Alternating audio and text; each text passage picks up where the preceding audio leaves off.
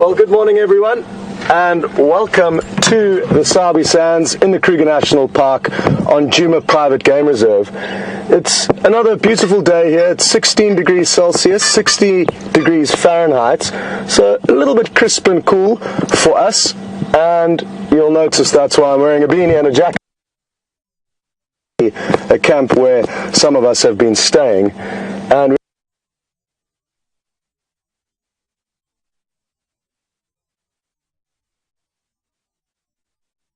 we're probably about a mile from where we last saw her now, and I've just been out checking this area for any tracks or signs of her. I've just seen the sun popping up over the horizon, so I'm going to let VM show you the beautiful sunrise while I continue to look for tracks here. So give me a moment or two and then I'll be back on the vehicle.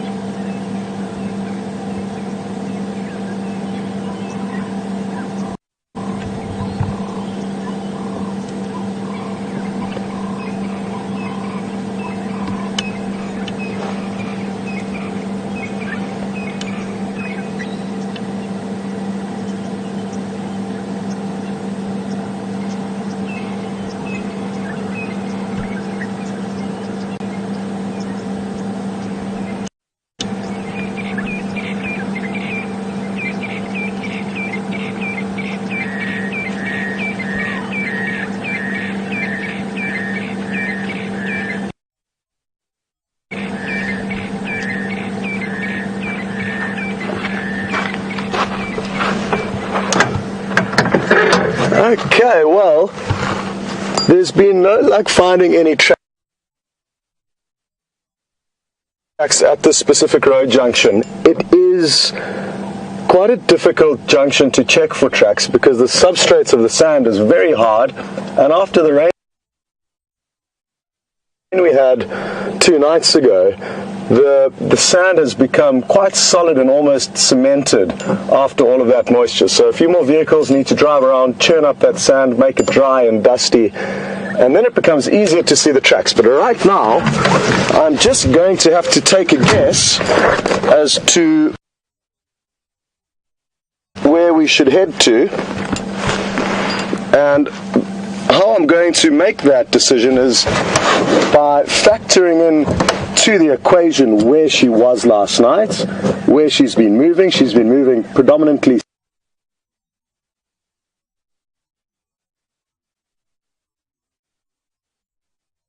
Brent's plans are to go and search for any sign of the Nkuhuma Pride of Lion. They were quite, and their plan is to head there and see if they haven't come back onto our property. And on camera with myself today is VM, and Brian is teamed up with Brent, and we've got Nikki, Alex and Will all in the final control. Now, for those of you who may be joining for your first time, a very warm welcome. And just to let you know, this is a live safari. It's happening this very second, many, many miles away from where a lot of you are watching from.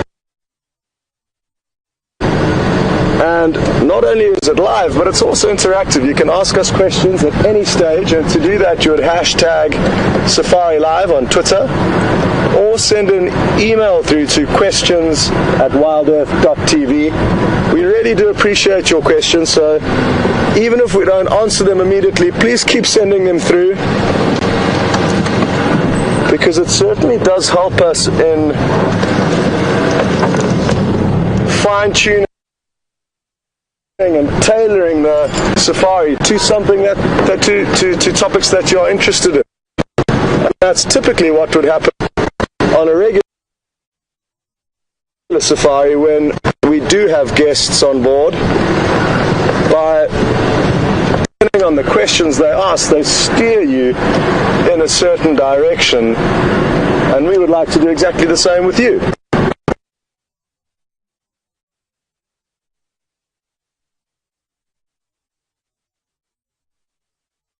Track at Twin Dams Junction. I haven't had any sign of them, but she has been heading south predominantly from quarantine.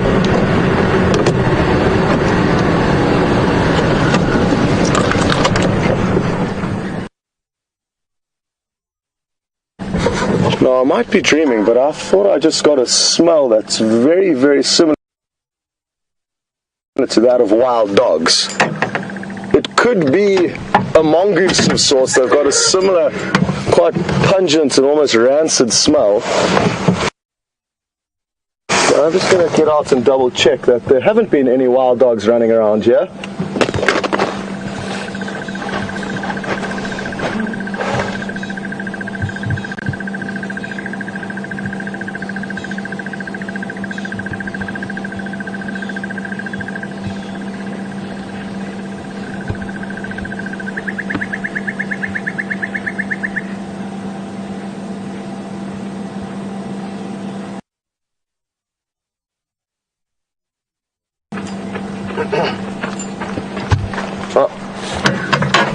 I must come clear and immediately admit that the smell is coming from the mud wallow in front of us. So there have been no wild dogs, and that was simply me getting a little bit too excited. And the smell that I smelt was the pungent odor coming from that mud wallow. There's a lot of animals that will use these mud wallows: elephants, buffalo, warthogs, and as well as mainly using it as a health spa where they can cool off, roll in the mud, create a protective layer of or covering of the mud to keep parasites away. They also use it as a toilet, so it can become quite tangy in terms of the smell. And that tangy smell is kind of similar to that of wild dogs, almost like the smell of a wet blanket that's been left in a hot car for 3 or 4 days.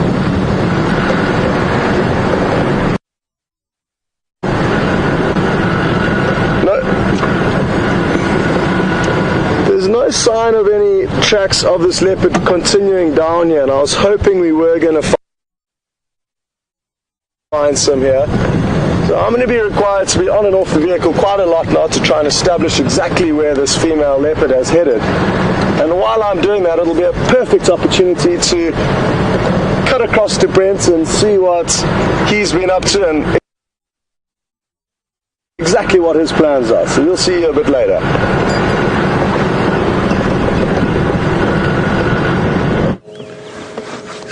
Good morning, everyone. Welcome to Djuma Private Game Reserve. My name's Brent. On camera with me today is Brian and the Thumb. So I know Scotty's already given you the lowdown on what's happening. So we are on our way towards our northern boundary. There was a report quite late last night of the Djuma Pride relatively close to our boundary. So fingers crossed that they've moved towards our boundary. And for those of you who might be new, please remember that we are live, so you're seeing exactly what we're seeing out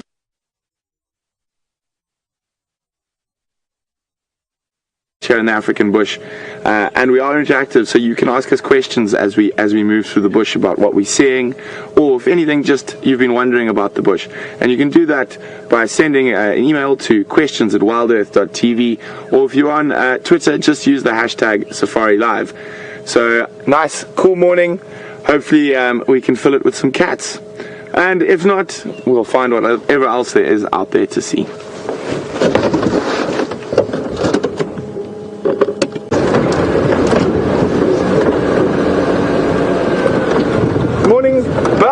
welcome to the Sunrise Safari. Bell is for more now, so hopefully we'll find some tracks close by.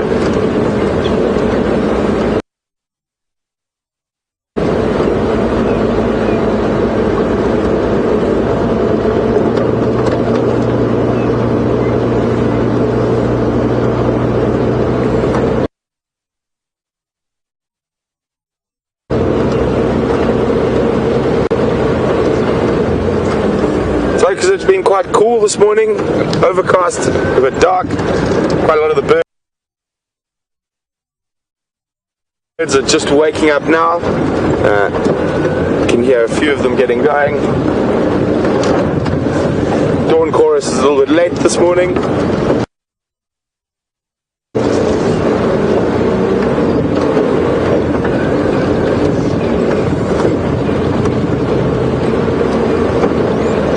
A little bit of mist around.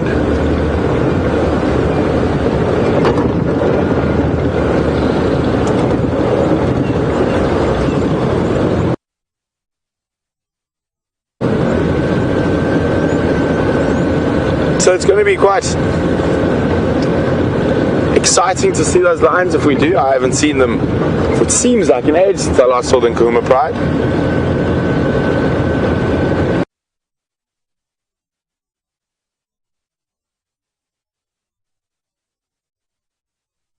He's old enough to pose a potential mating threat.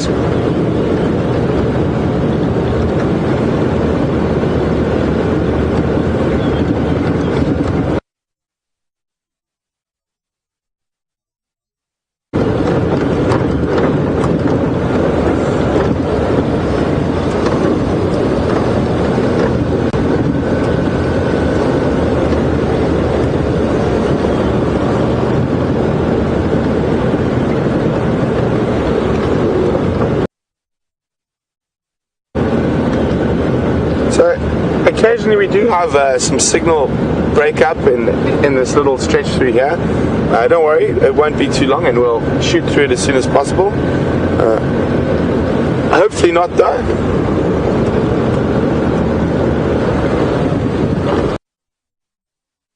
Larger predators, so we look for wild dog, lion, leopard, cheetah.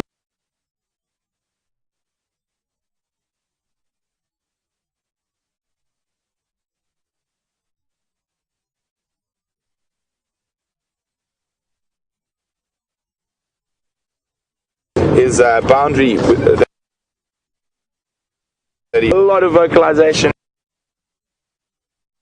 recently of male leopards all around, so maybe there's a bit of a territorial dispute starting to build. It'll be quite interesting to watch as we go forward in the next couple of months.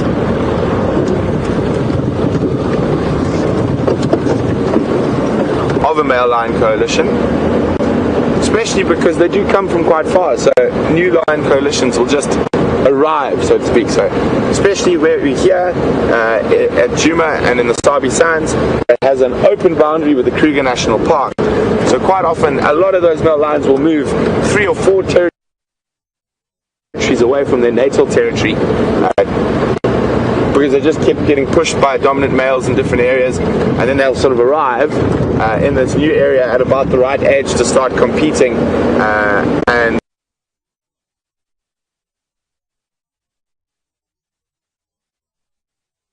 it's almost impossible to tell where those lions come from.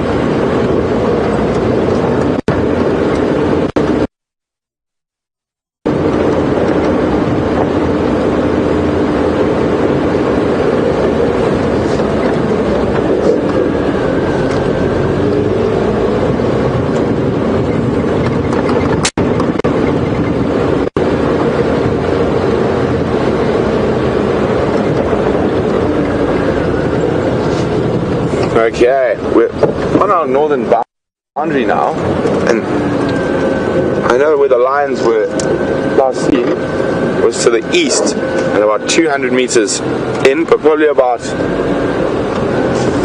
300 3 kilometers down this boundary, but as we know, the lions can walk quite fast, so what we're going to do is go very slowly down the boundary and see if we can find any tracks. Once we're at the top of the crest, we'll switch off the car for a little bit, maybe listen for a while. Hopefully we get some more roaring, and that'll give us a much better idea about where to start looking, and hopefully we have some lion luck this morning.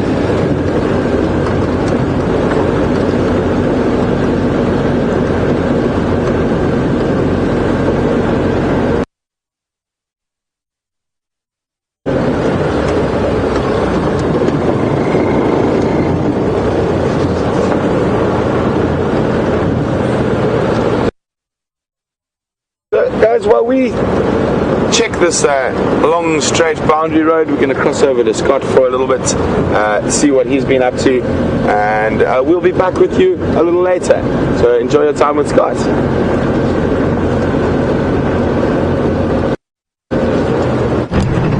Welcome back, and sadly no major updates yet in terms of finding more tracks of this female leopard that we're looking for. However, that's not a problem, because quite often it's the process of elimination that we use to help track down animals, and by checking certain roads and establishing that she hasn't moved there, it helps us to guess where she could be moving. So we are still making progress, but it would be best to obviously find her tracks.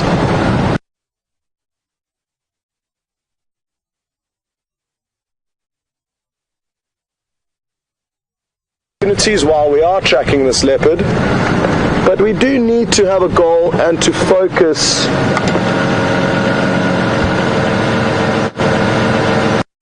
on trying to find her. Now,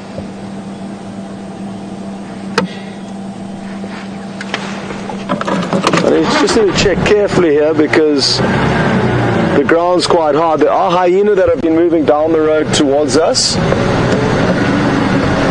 but no leopard that I can see. The hyena's print is considerably different to that of lion and leopard.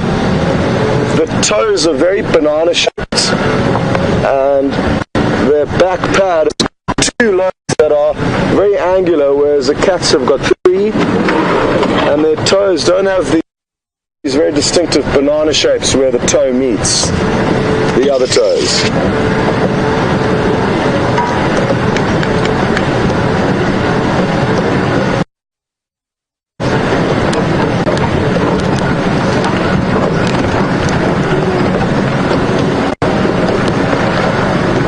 Angie in Ohio, good morning and welcome on board. Angie is asking a very pertinent question, and a question that a lot of people are interested in, and that is whether any of us thought, could Karula, this female leopard, potentially be pregnant? And it's a discussion that we've been having over the last few weeks, but nobody knows the answer. Stefan and Brent were the other 2 guides on the vehicle last night that got to see Karula, and I actually asked them, guys, what do you think? And nobody could come up with a conclusive answer. I personally think that she is, but I don't have too much to go on, and it's just a gut feeling. Obviously we are looking at the furthest back section of her belly, which is very white in color, and it almost creates a small tube about this long.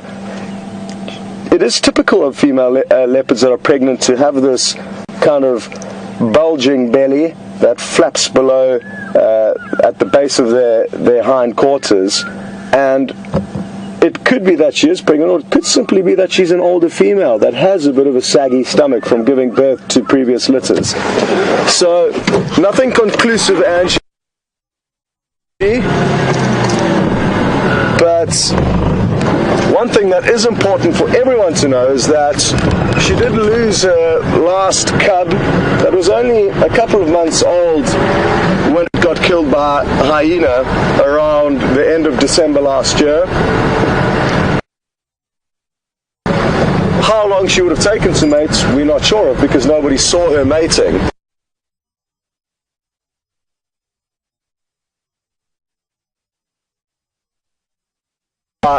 Within a month after losing her cubs, and with a 3-month gestation period, let's say she conceived around the beginning of February, March, April. That's little cubs, and wouldn't that just be wonderful?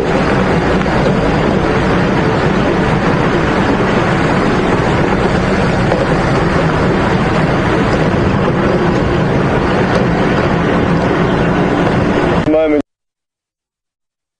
here on Djuma, because we've technically got 2 extra leopards floating around, and the reason for that is because Karula successfully raised 2 male cubs to maturity. They are now coexisting within her habitats, within her territory rather. So for now, their father hasn't kicked them out, and they're still tolerated here. And they basically are just living in and amongst her territory. She doesn't want to really have anything to do with them because they have got very big appetites and they need to learn to feed themselves. But they have been seen with her stealing some of her hard-won meals, and they considerably larger than her now, so she doesn't have much say in the matter, but it makes for increased leopard density for us. It's a small window. It'll be interesting to know how long they'll be around for. There's no set rule, but at some stage their father is going to tolerate them less and less until finally they need to move off and establish their own territory. But while we are looking for her here in some of her usual hangabouts, we could well bump into one of the sons. Quarantine and Djuma are their names.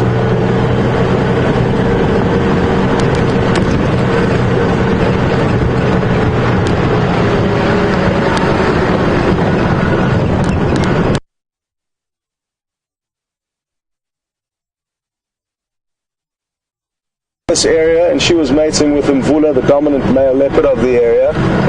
So we've seen her and possibly Shadow, one of Karula's daughters from a previous litter. She's a mother on her own now, Shadow.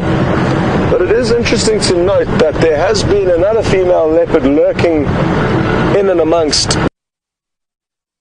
Karula's territory, and territory dynamics are continually changing. And when we did see Karula last night, and I've just remembered this now, I should have told you earlier, it appeared like she had a little bit of a blood and possibly a wound, very small wound, nothing serious, on her neck, around her face. So maybe she's been in a territorial dispute with another female. They certainly do compete quite ferociously with one another for territories. It's females competing with females and males competing with males. So you can get 5 or 6 females having smaller territories than the males within one dominant male leopard's territory.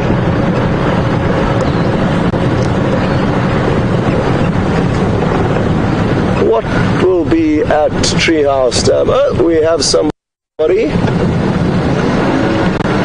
But that somebody has just disappeared, but will no doubt pop up again.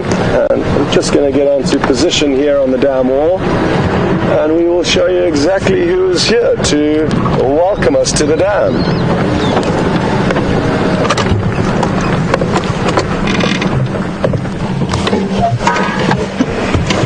Some animals are a bit camera shy. This looks like it could be one, and at the moment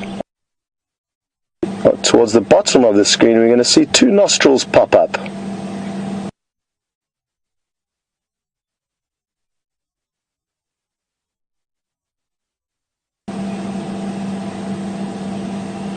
Come on. You'll notice a few small terrapins, and what they're doing are feeding on the parasites. There we go, there are the nostrils.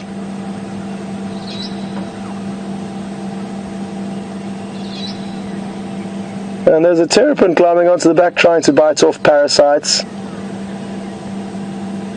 So that is a hippopotamus, the large animal, whose back and nostrils are the only things we're going to get to see, as well as a small terrapin.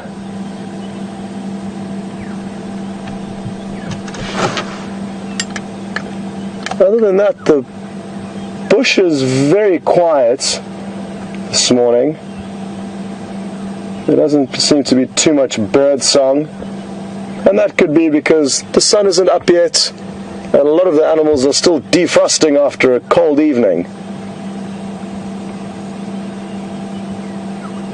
Despite the fact that things are quiet now, it is important to stop and listen, because we could be alerted to predators from a far, far distance by the alarm calls of the various animals that cry out when they see lion or leopard.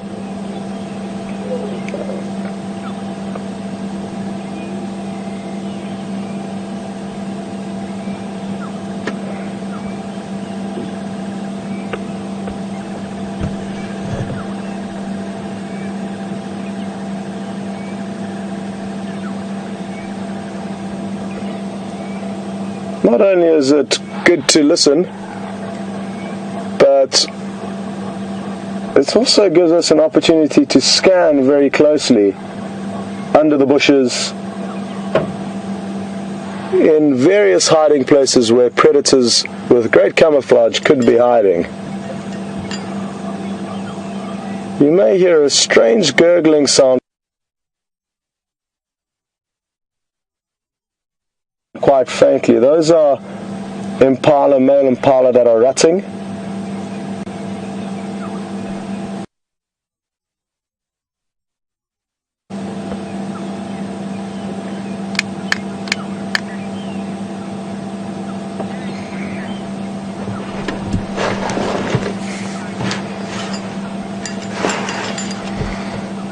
Good morning, Catherine in Texas, and welcome along with. And it's a great time of the year for predators to capitalize on weakness.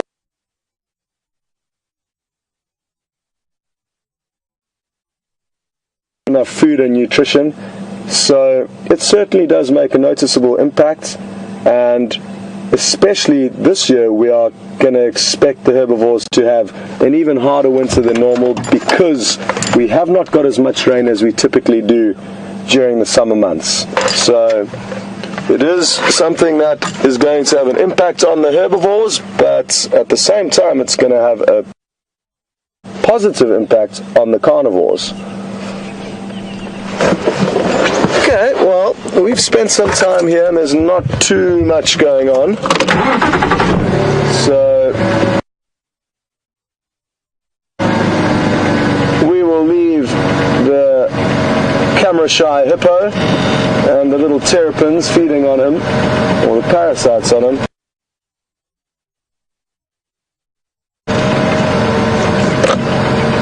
And see what else we can find. I've just seen two parrots land in this marula tree ahead of us, and hopefully we'll be able to get you a view of them.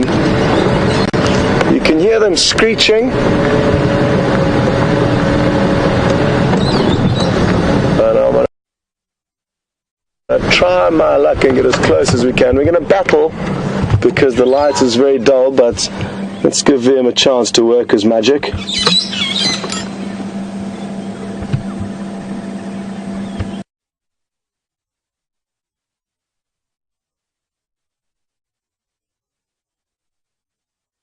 This is the brown-headed parrot. It's the only parrot we get in this area, and it's about the size of a coffee mug. It's not a very big parrot. Oh, and it's got some visitors.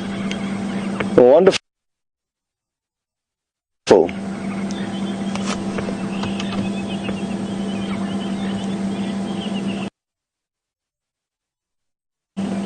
And we've got a question through from Diane in Michigan. Good morning, Diane. And it's a bird-related question, so a perfect time to answer it. Diane's noticed that we're not seeing as many birds as we used to in the summer months. And that certainly is correct, Diane. And well done on noticing that. All of the migratory birds that will come to South Africa from various parts of Africa and even from other continents have all headed back now, so there's very few migratory birds.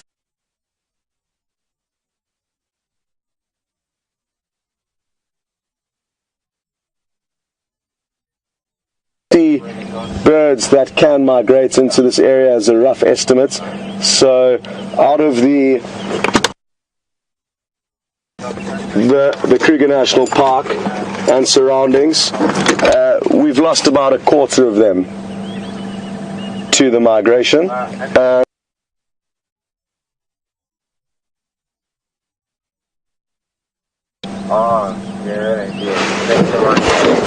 Thanks for sending that question through, Diane, and I will be sure to keep an eye out for any migrants that are still around, because that will be interesting to see.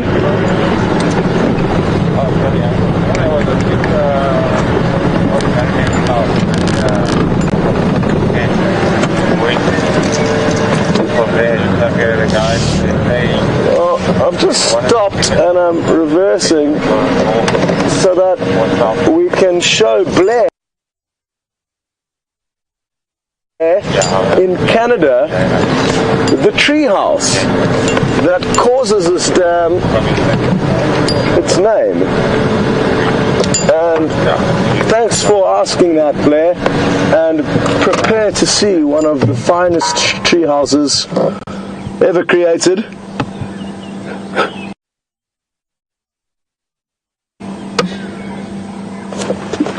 You'll notice there's one or two planks or poles in the top right of the screen. That is the remains of the tree house. It's not easy to see, but I'm sure on that top right hand corner you'll see two very straight poles, one vertical and one horizontal, and there's actually three that I can see in there. So that is the remains of the tree house that caused the dam to get its name. And it would have certainly been nice to see the tree house back in the day when it was, I'm hoping, a more elaborate platform than what remains today. And what will be interesting is to ask some of the guides, Texan and Aubrey, about the treehouse and what it would have looked like in its prime. Certainly a beautiful setting to have a treehouse in, and it's quite popular to have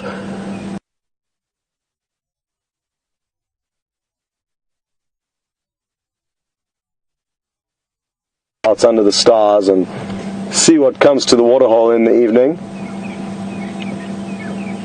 I remember doing it when I was about 12 or 13 at a friend of mine's private farm in the Timbavati where Mark lives.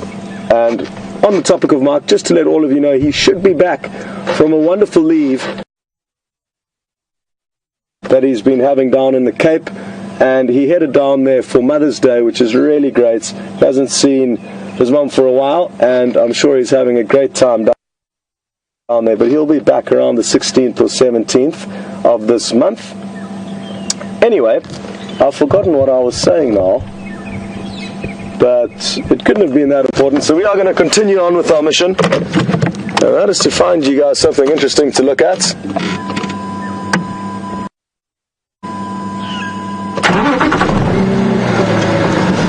While we continue our search, though, it is probably worth an update from from Brent because we haven't heard from him for a while, so why don't you head over and see what he's been up to, and I'll catch up with you a little bit later.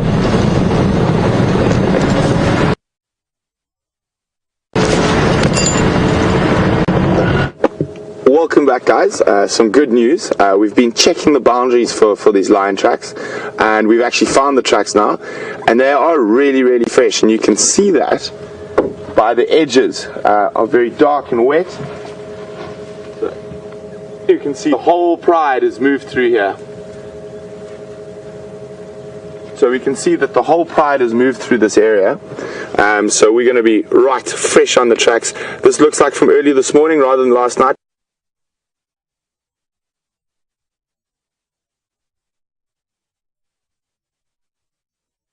In East Africa.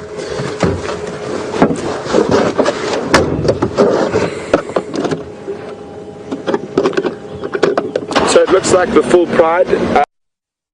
I don't see any big male tracks with, so it looks like the coalition males, the Matimbas, might not be with the pride, but you never know, they might have joined up from another direction.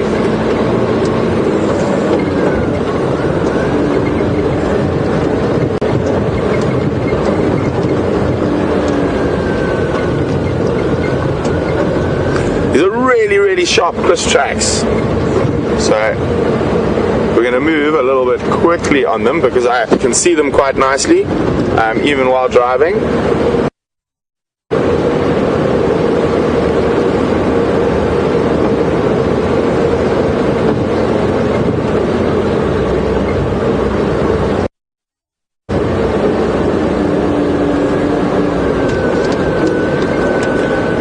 Diane from Michigan. Diane wants to know if I've ever got so caught up while tracking that I've driven to a ditch or tree. More than once, Diane. I have, especially when you're tracking through long grass or following animals through long grass, you often can't see stumps and holes in the grass, and you get temporarily cemented to a position. But fortunately, these vehicles we use are really great off-road, and we can normally get ourselves out of there without too much trouble.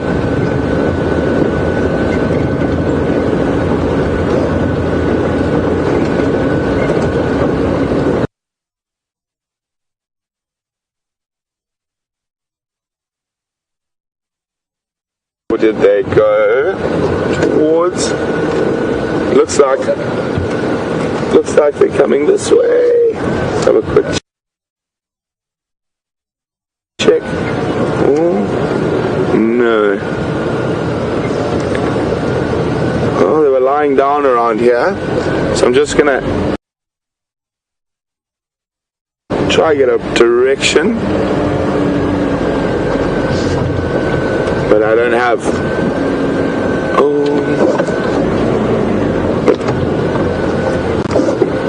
Nope.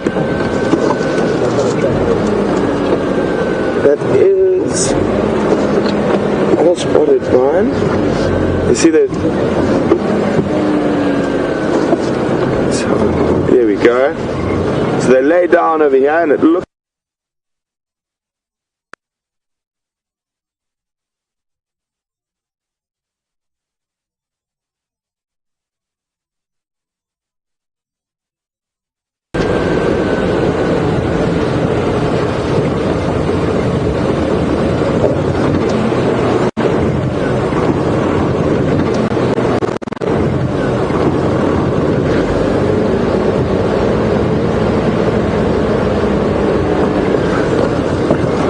It's a bit harder to see the tracks on this road is that the sand isn't as thick and it's been compacted, so we have to look a bit more carefully, and especially after a little bit of rain would have compacted the sand even more. And there's quite a lot of grass on this road as well, so we just still going to move quite quickly. So we want to find these cats. But we also want to make sure if they leave the road, we don't miss where they left.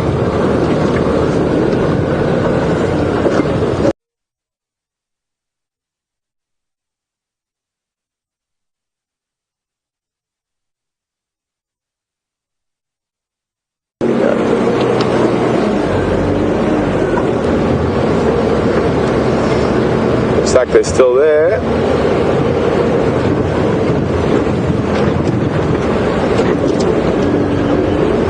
Can you check that side there for me, Brian? Good. So one of the most important things when you're tracking is you don't want to look a little bit ahead. That gives you a chance to see the tracks and possibly see the animals if you are close enough.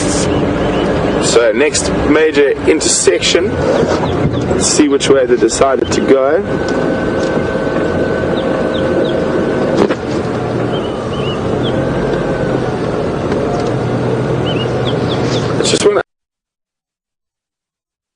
I'm just going to stop and have a quick look on foot around here.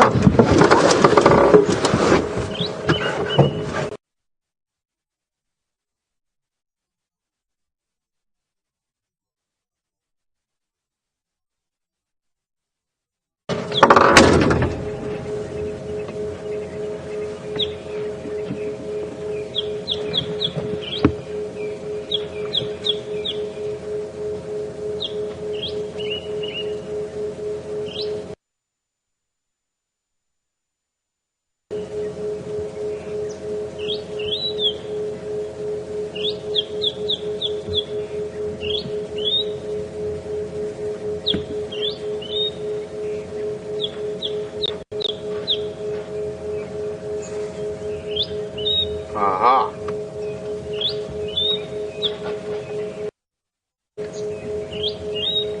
Looks like a big male's joint here, but I don't see the rest of the pride's tracks. I only see one adult male's tracks.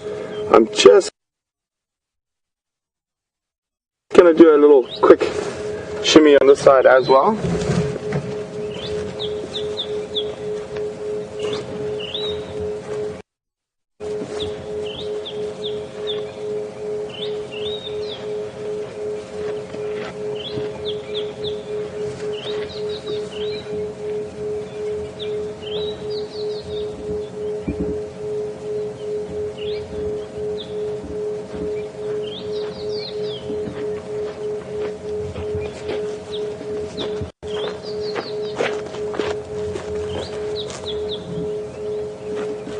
Okay, so there is a lioness track here, but there's a...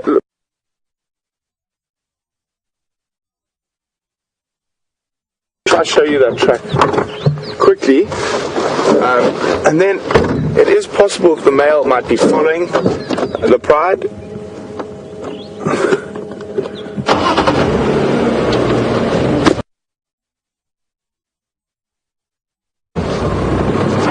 So there you can see a nice big male lion track. And you can see, when I'm talking about how fresh it is, see how crisp those edges are, and how the sand's a slightly darker color. Yeah, these are smoking hot. Yeah. So, along we shall continue.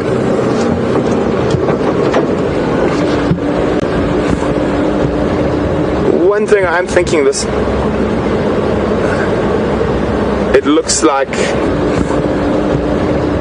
One thing I'm thinking this... It looks like... It looks like that the pride might be... Give me a second or two.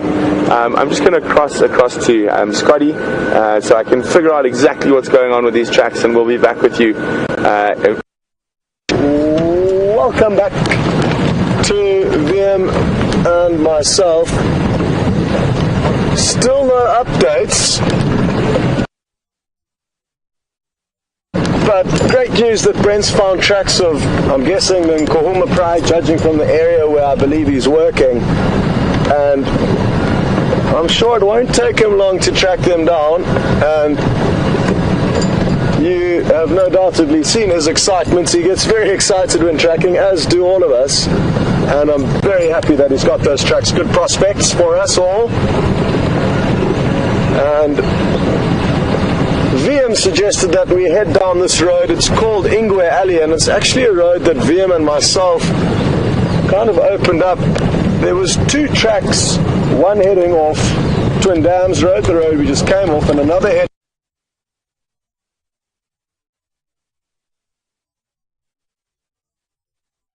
because there was thick vegetation and a lot of logs preventing you from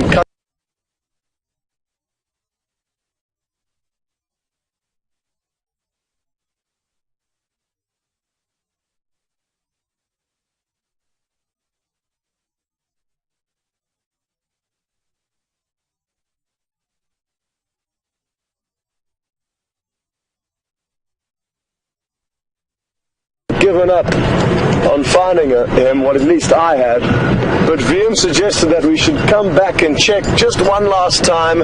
There was only about 10 minutes of the drive left, and as we turned onto the road, he was sitting up in a marula tree that evening with him, and even went back the following morning to watch him again.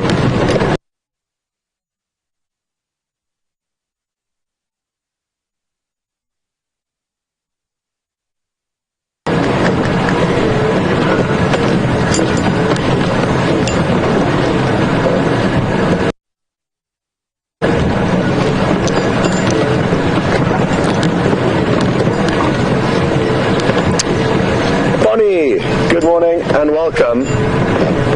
Bonnie has asked if we know who the father is of these two young men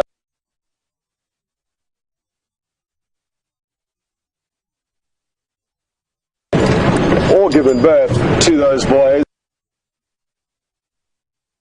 But I'm told that it was Mvula.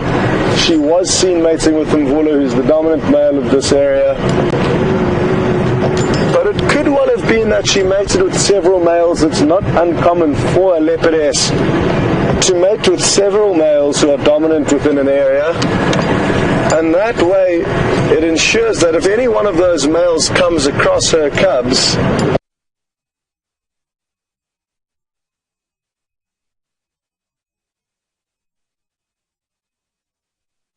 release her of that responsibility and therefore allow them to mate with her and get their genes into the system. And in an area like this with a high leopard density, it's not uncommon for male leopards to be the main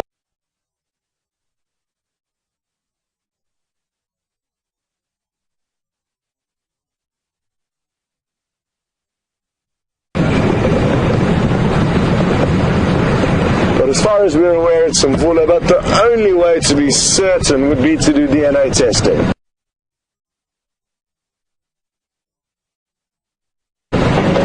Because like I say, leopard and lion will both mate with several males, and that way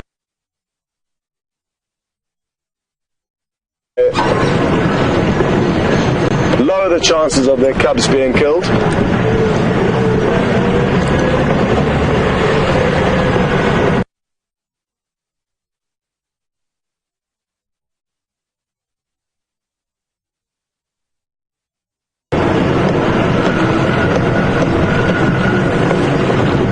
Just got a question through from Jennifer.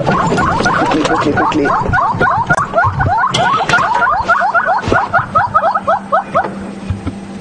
Okay, well, VM was very quick in panning across to these two yellow-billed hornbills.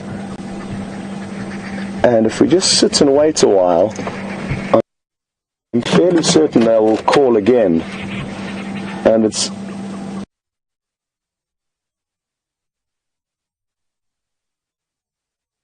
about her question. We'll stay on these birds and hopefully they'll let off their call again.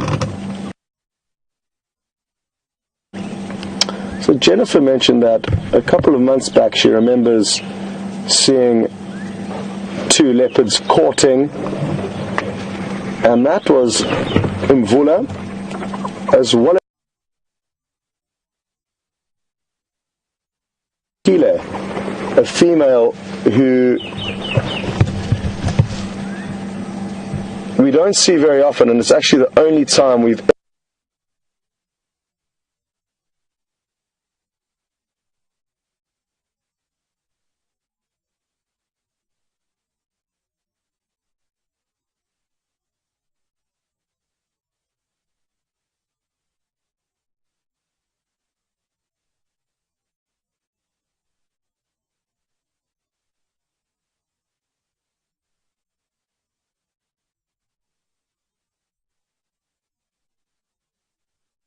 100 meters behind, keeping an eye on things, and that's all that happened basically. Event weren't in the picture because I would have liked to see what Karula would have done, but it ended up being a really exciting scenario where Kwatile and Mvula were chased up a large jackalberry tree close to Twin Dams, and then the lions relaxed again. Karula came down to drink and then headed off in their separate ways, but she may have acted differently if there wasn't the threat of lions in the area. We really are privileged to get the sightings we do of leopard, because there's not many places in Africa where you get such good leopard viewing.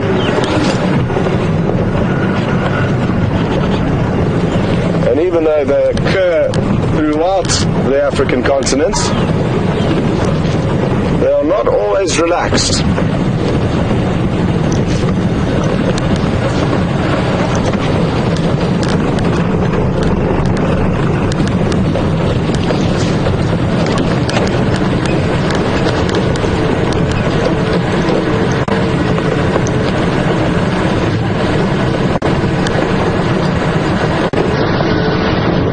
Judy in Ohio, welcome to this morning's sunrise drive, and thanks for sending through your question. Judy would like to know if there's enough space on Djuma for Quarantine and Djuma to establish their territories, and the answer to that is no.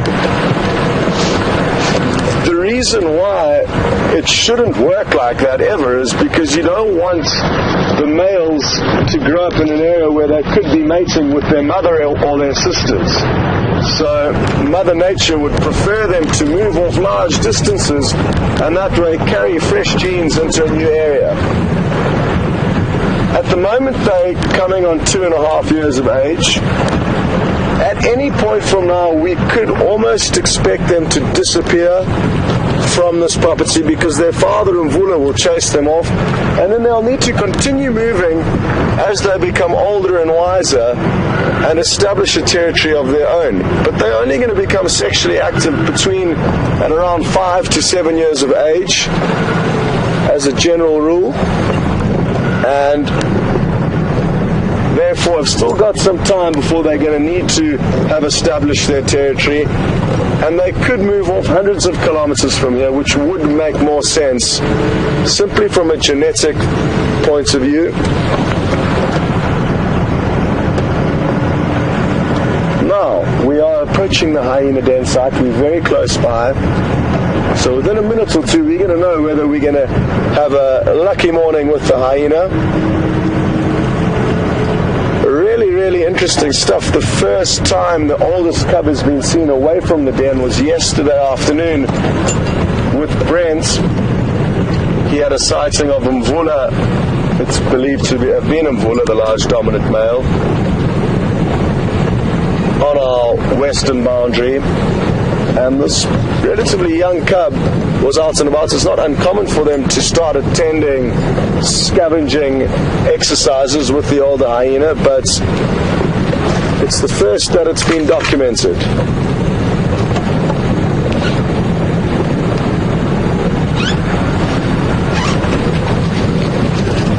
Wow. The den site appears to be uninhabited this morning, and that's not uncommon. Nobody's around. They arrive here and they're all out and playing, and others, nobody's around. The smaller cubs could still well be down in the burrows where we can't see them, and they'll typically only come out when the adults are around. So maybe up at a leopard and an impala kill for all we know.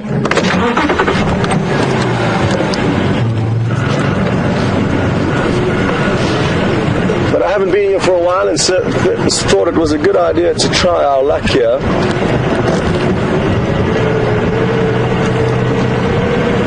But we shall now continue. In terms of the female leopard tracks and all likelihood Karula from last night, we have had no further joy, and I've decided to now move into a different area where we could potentially get lucky with another leopard. It could simply be that she's very close to where we had her last tracks with the kill, but it requires time to be able to go off on foot, and while Brent's tracking the lions, it would be impossible to join you in on the experience if I was to jump off the vehicle as well. So we'll move off into a different area, but certainly keep in mind where she was last moving, because that may help us find her later on this morning or this afternoon.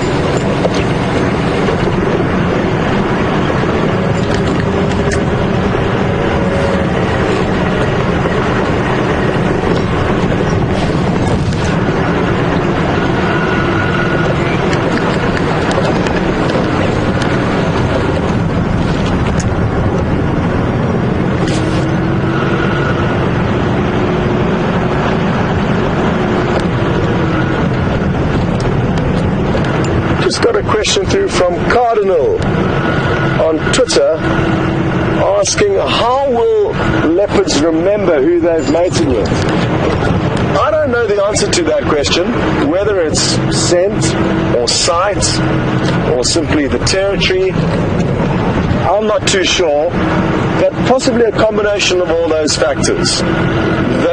Their senses are far greater than ours, and their sense of smell, for example, will allow them to tell who's been moving in an area, and just from scent marks that the various leopards will leave as they move around, they will be able to tell who's who. So simply from smelling a bush, they can tell which leopard scent marked on it. And in terms of once they do come into contact with one another, whether the looks or the smells of certain leopard are the defining factors, I don't know. We would have to ask the leopard in order to find that out. But they certainly do have the ability in knowing who's who. And I guess if you're related to humans, you could just say it comes down to memory, and we know who we've spent time with in the past and what we've done with them in the past, and depending on how much time you spend with any one person or what exactly you do with them, your memory of them will become either better or worse.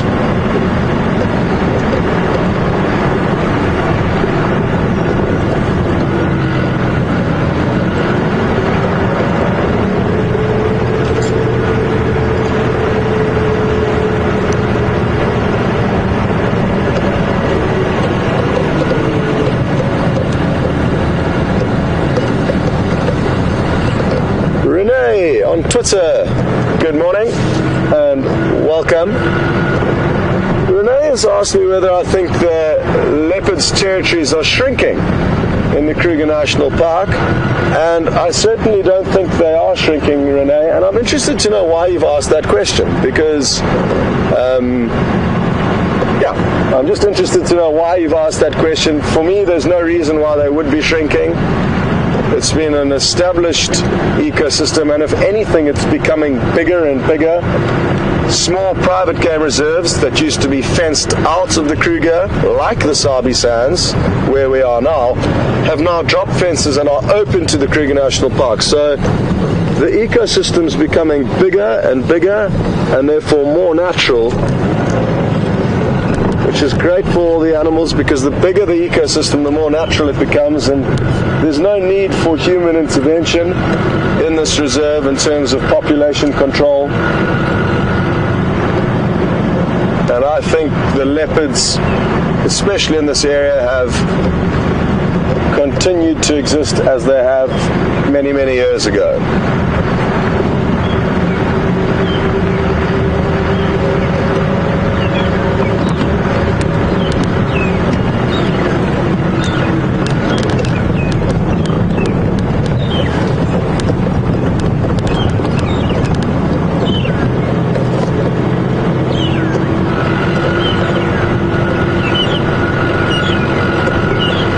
update you. Brent is still trying his best on the lion tracks, so if you have just joined, there's a good chance that there's going to be some lions found.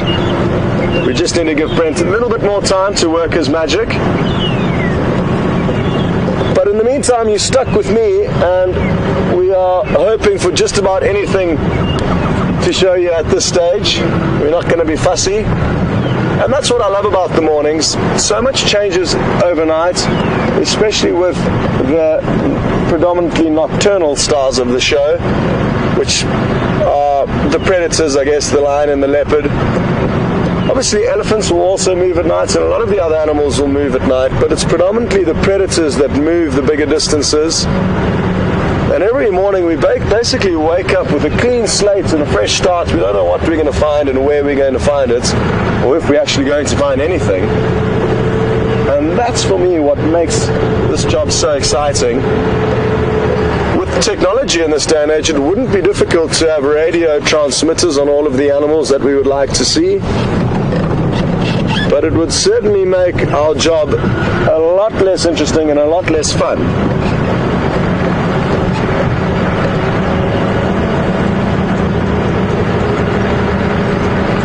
I know VM is desperate for some leopard action, and so am I, to be honest.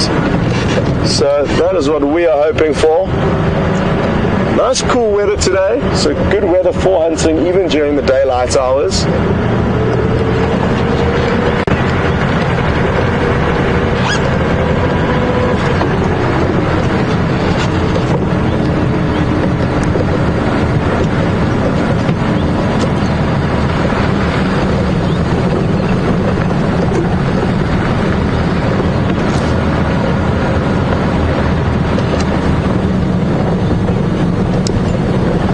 Sandy in Texas, thanks for sending your question through. And Sandy is interested to know whether Karula would fight with her daughter Shadow over territory. I've never personally seen a mother fighting with one of her cubs for territory, but that's not to say that it doesn't happen. I'm almost certain that it will happen. And sometimes younger female leopards' daughters can actually chase their mothers. You could imagine an old female leopard towards the end of her lifespan gives birth to a young and strong and fresh female who can actually oust her from her own territory. So these things happen, and nature is harsh. But that ensures that the best possible candidate for any particular position gets the job. There's no bias or unfairness. It's simply the biggest and or strongest animals will get what they want. And that is critical in nature to ensure that only the strongest genes make it through. I've actually never ever seen leopard fighting, not even once, not male on male, not female on female. It must be an incredible spectacle to witness. And who knows, possibly with the ever-changing dynamics of the leopards in this area, we could expect a fight fairly soon. There's information that we've got from the Arathusa guides. There's a big male leopard, I can't remember his name, but it might come to me, that's pushing, what's Mvula's cousin's name? With a T? Tingana. Sorry, my mind is absolutely nowhere this morning. Thanks, VM. So Tingana is a dominant male to our west, then Mvula is the dominant male over this area. So Mvula and Tingana have neighboring territories, and they will compete with one another. To the west of Tingana is a male, I think they call the Anderson male, it's just come back to me, who's pushing Tingana further to our property, which is going to put increased pressure on Tingana to push Mvula. So there could be a bout between those two males. There has also been just interesting territorial movements of Karula. She seems to be moving further and further afield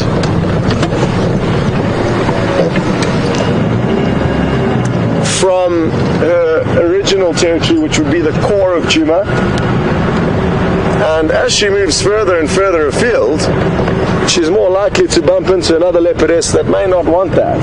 So let's see what happens, but I think so much happens without us knowing and when we're not out, that even if there has been a monumental clash recently, we may not know anything about it.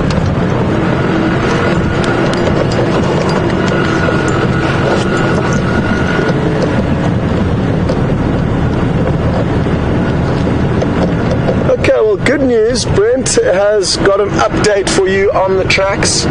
So I look forward to hearing all about it and enjoy whatever he has in store for you.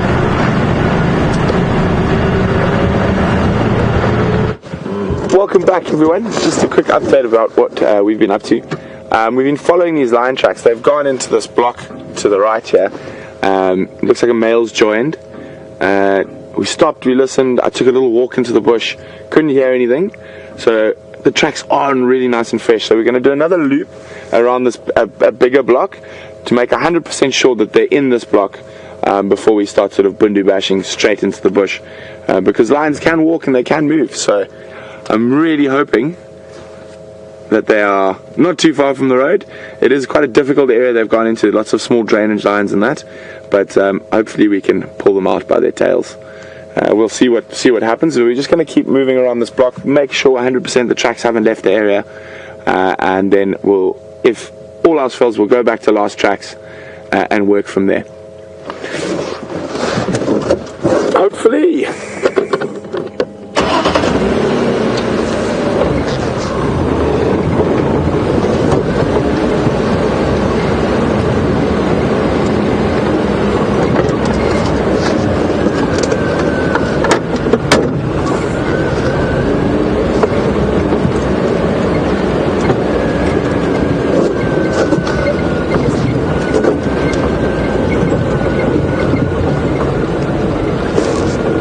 David from Michigan. David would like to know, why do lions roar? David, that's a really good question. Well, lions roar particularly for territory, so to sort of let all the other lions know that this is their spot, and if they're going to come here, they're going to get a fight if they come here. So males will defend territories against other males, and a coalition of male lions can sometimes have 3 or 4 different prides of females that fall within their territory. Lionesses, the females, also roar for territory. They have a smaller territory than the males, but they will fight other females that try to come into that territory, even though those other females might form part of the male's territory. They are separate from the females. So it's very much a notification system saying, this is my land, don't come here at your peril.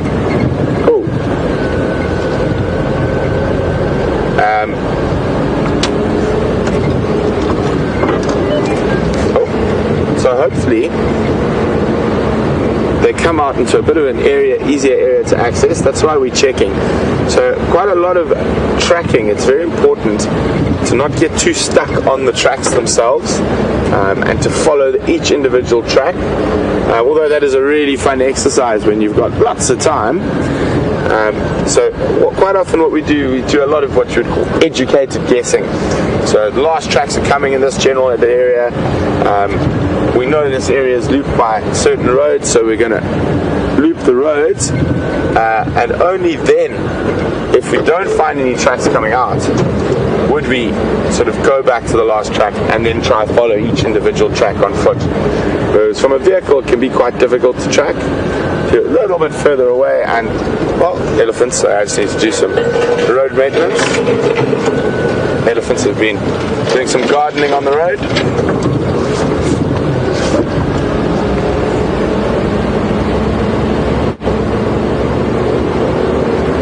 So a lot of educated guesswork and tracking will save you hours and hours at finding animals.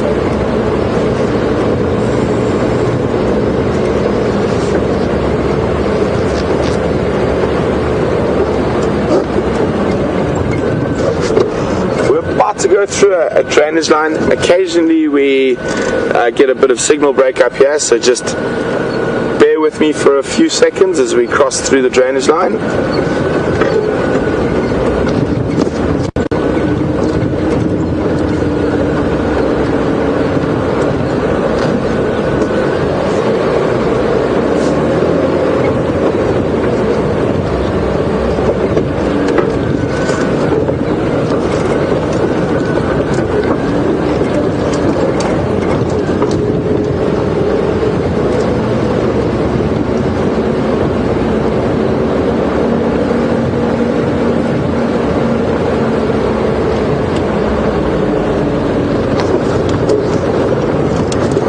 Guys, I'm just going to have a quick chat to one of the vehicles out. Morning, morning. How are you guys doing this morning? Bad. Have you guys managed to find those Singala? No, we're still looking. The trucks come off Drakensberg at Guaripan Junction into this block here. I had a quick walk around, just double checking that they haven't crossed out. Yeah. But I think they're in that block between Guaripan and Central. Unfortunately, it's a nice and thick and a big one with lots of drainage lines. Yeah. So we're going to make sure that they haven't come out, and then if not, we'll go take a walk, see if we can find them on foot first. Oh, good luck. Cool. Enjoy. Yes.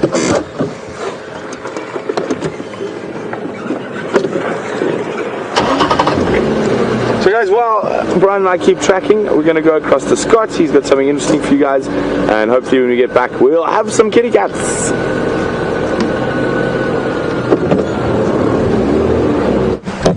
Welcome back, and we've hit the jackpot here. The hyena have moved back to their old den sites, and this is really wonderful. VM actually spotted a Bateleur eagle in a tree nearby and suggested we come and have a look, and it's paid off, because for those of you who have just joined, we were at the other hyena den site earlier where they used to be, and this one's coming quite close to say good morning. Hello. Oh, what would you like from us?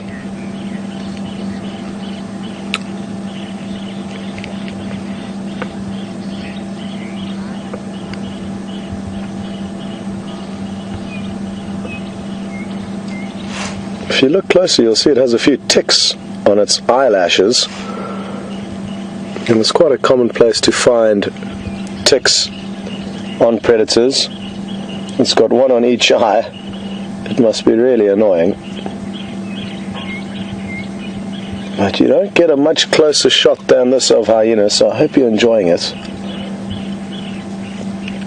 This one's still a youngster, and you can tell it's in good condition. It doesn't have many scars or scratches or notches out of its ears.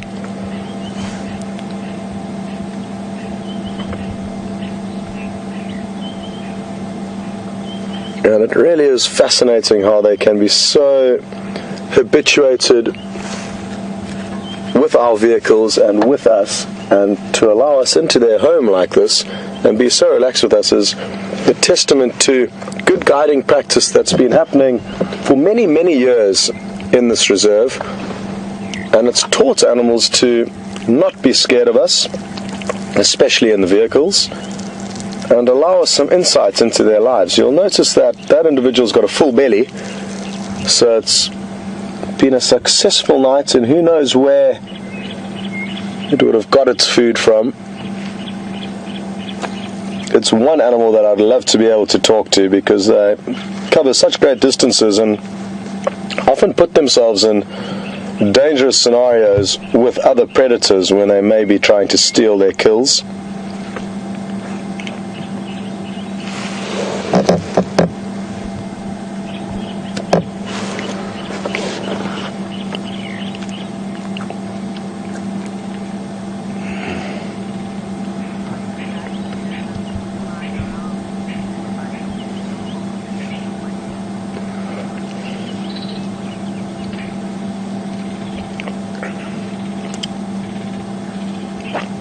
It's been wonderful to watch these little cubs grow.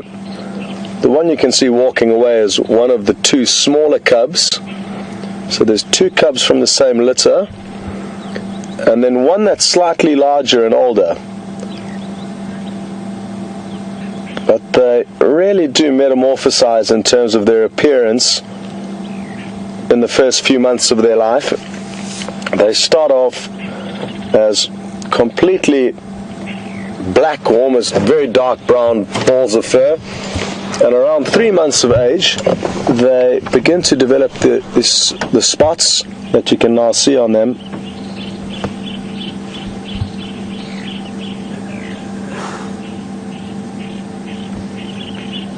This is another relatively young adult, and you can tell this by the fact that its spots are very defined and dark, and its coat is very pretty. So this you could say is a sub-adult.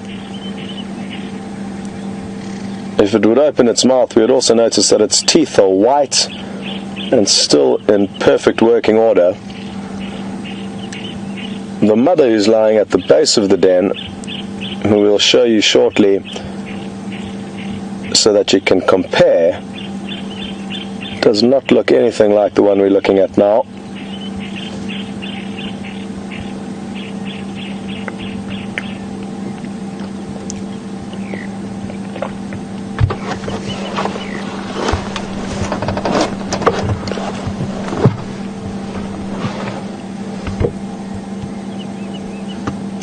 You'll notice now how the spots are not nearly as dark and prominent, and the coat is almost thinned, and there's not nearly as much blonde hair on their body. Her face and teeth will also tell a story. If we were a little bit closer, and if we did see her open her mouth, they'll be more yellow and worn down from crunching through many bones and carcasses. They are highly specialized in feeding on bone matter, and their jaws as well as their digestive system can handle bones that leopards and lions cannot. And that's what makes them so important. Their role in this ecosystem is critical, and without them there would be a massive gap in the nutrient cycle. And I feel it's simply a lot of bad publicity that have got people thinking that a hyena are kind of the villains of the African wilderness. They certainly aren't. And something that's important to understand is that even though they've been painted as the stealing scavengers, lion and leopard and wild dog will all steal from one another depending on who is the strongest and how many numbers are available. All predators will steal. Male lion will steal from female lion, male leopard from female leopard. And depending on, again, the numbers, wild dog will steal from leopard where they get the chance. They'll even steal from hyena. And research has been done in various areas where lions steal more from hyena than hyena from lion.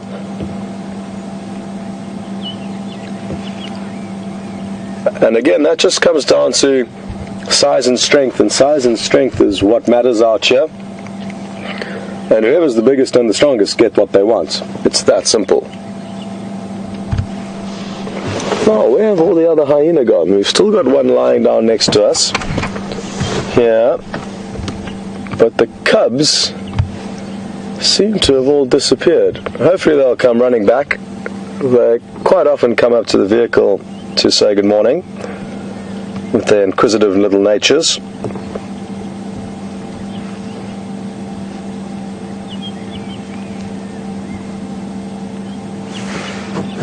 Something that we haven't really touched on is the fact that they've moved den sites. Now, it's not uncommon for hyena to move den sites, and they can often have several den sites within their territory.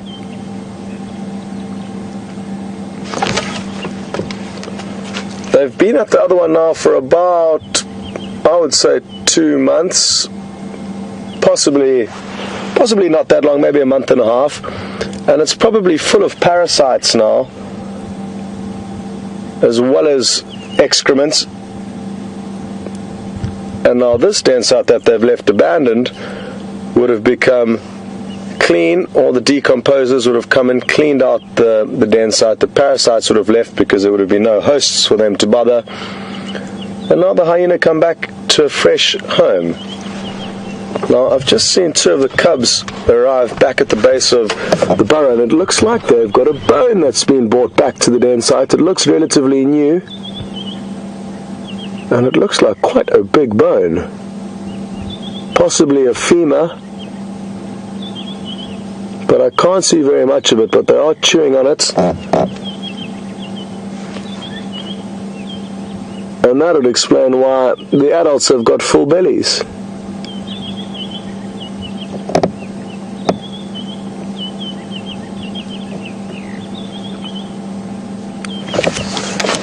The cubs will feed on meat and bones from this age, but they do rely on milk for a very long period of time relative to other predators. They can nurse for up to a year and sometimes even longer than that. Oh, that looks like a zebra. No, maybe not. No, that looks like a kudu. I'm battling. I got my binoculars up a little bit late, but I think that could be the remains of a kudu, and that would explain why the bateleur eagle was here. So very well done to Wiem for spotting that bateleur eagle. It was a long way off from the road, and bateleur eagles are renowned for eating carrion. They can hunt for themselves, but they do often help us to locate carcasses, and this is no difference.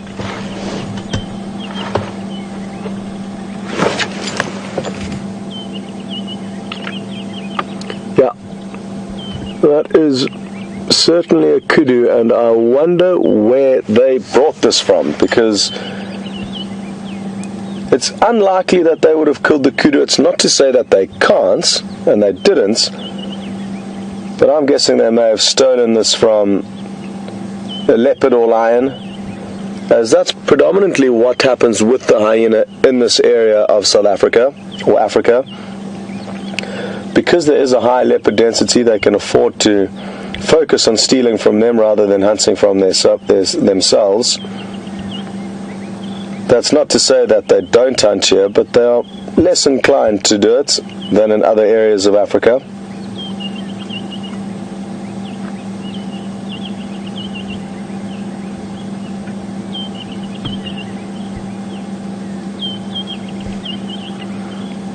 These 2 cubs look to be the siblings from the same litter. I'm hoping the larger cub, who's probably a month or so older than them, pops into the scene, and all 3 of them can start revving one another up and playing around.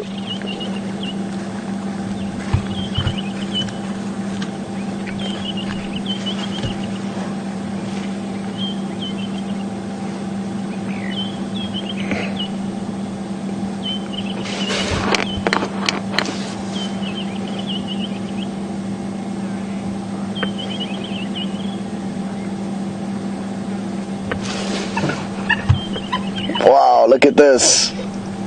Awesome.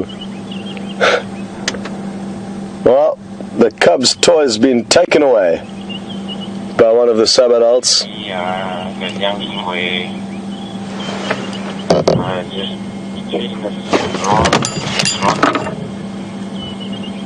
What is the one that look?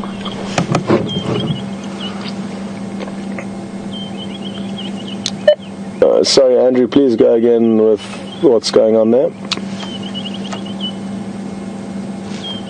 Ingwe, a young Ingwe. I touch with. Okay, copy, thanks. Just to let you know, the Misikai is now back at the old den sites off Rebecca's. Okay, thank you so much, Scott. I'm going to try and move us into position quickly and see if we can't see what's going on. I can hear a bit of whooping and excitement, and those cubs seem to have chased down that sub-adult, and And let's see what they're up to.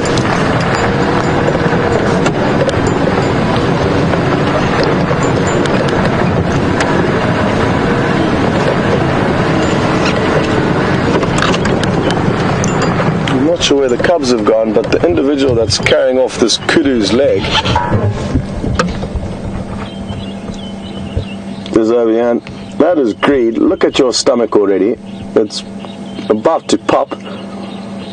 And now it's stolen the young cub's entertainment for the morning. What hyena often do with bones that are too difficult for them to crack into is they put them in puddles of water, which help them to break down over time, and it's almost like a pantry where they can store bones and leftovers for harder times. And it really does make for hilarious viewing. VM over here on the left.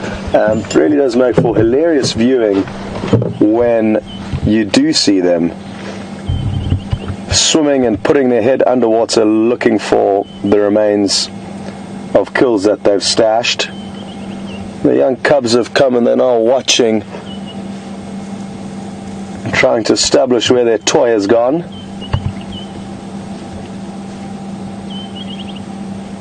Well, I think that's the end of your kudu leg for this morning, sadly, youngsters.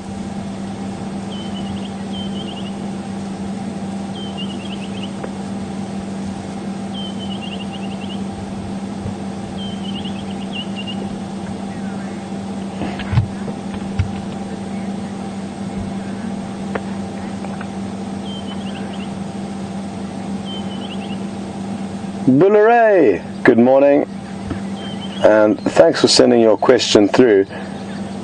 Bulleray is asking whether this is the same den site where Stefan was sitting just 2 or 3 days ago, and it certainly is. We were right here chatting about this den site when it was still inactive, where they was probably only moved here last night, I'm guessing.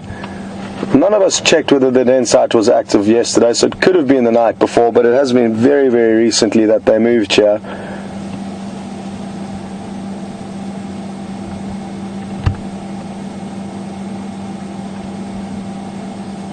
And they're now sniffing about for something else to chew on, it looks like. It's good practice for them. They're going to be following the scent trail now of where that other hyena dragged the kudu leg. And this is imperative training for them, because this is how they're going to track down their food in the future. Their noses are probably their most powerful sensory organ when it comes to finding kills. And they can smell meat from many miles away, provided that the wind's blowing in the right direction. And this individual here that VM's heading back to is now on the trail of the missing kudu leg.